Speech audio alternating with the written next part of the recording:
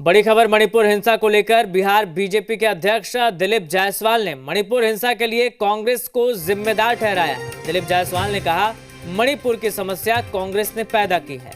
देश विरोधी ताकतों को भड़काकर देश को बर्बाद करने के प्रयास में कांग्रेस जुटी है। ये बीज कांग्रेस की तरफ से बोया गया है।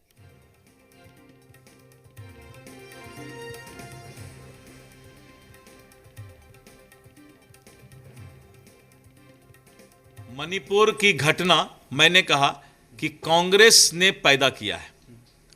और अगर आप आज से 20 साल 30 साल पहले की बात लें, ये मणिपुर में आज कोई घटना नहीं घट रहा है। मणिपुर में आज से 20 साल पहले भी इस तरह की घटना बहुत ज़्यादा घटती थी।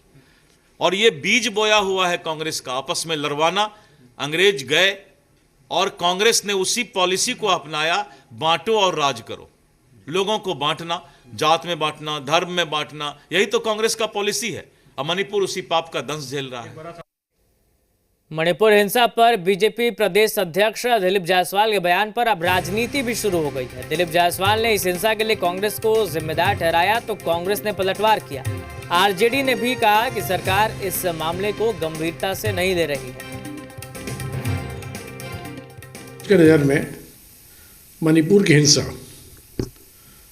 केंद्र सरकार के ऊपर एक बड़ा सा धब्बा है। बीजेपी की सरकार मणिपुर में है, दिल्ली में भी है। 1.5 साल से हिंसा जारी है। आप उसे रोक नहीं पा रहे। लोगों की जानें जा रही हैं, घरों को जलाया जा रहा है। हाथ पर हाथ करके बैठे हैं। अभी तक प्रधानमंत्री एक साथ बोले तक नहीं, मुंह नहीं खोला मणिपुर की हिंसा को लेकर। ऊपर से देखिए, अनाप शनाप आधारहीन बयानबाजी कर रहे हैं अपनी विफलताओं को ढकने के लिए।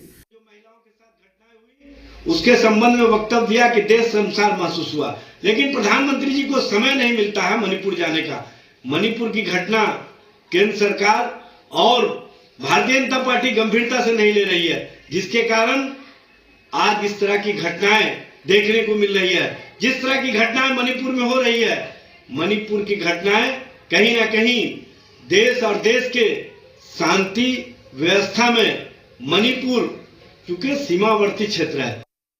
देखा जाए, हमारा सीधे तौर पर मानना है कि भारत का कोई भी राज्य हो, वहाँ इस तरह की घटना दुखदाई है और भाषाई आधार पर, क्षेत्रीय आधार पर, वर्गीय आधार पर या जातीय आधार पर इस तरह की घटनाओं को कभी भी प्रोत्साहन नहीं दिया जाना चाहिए।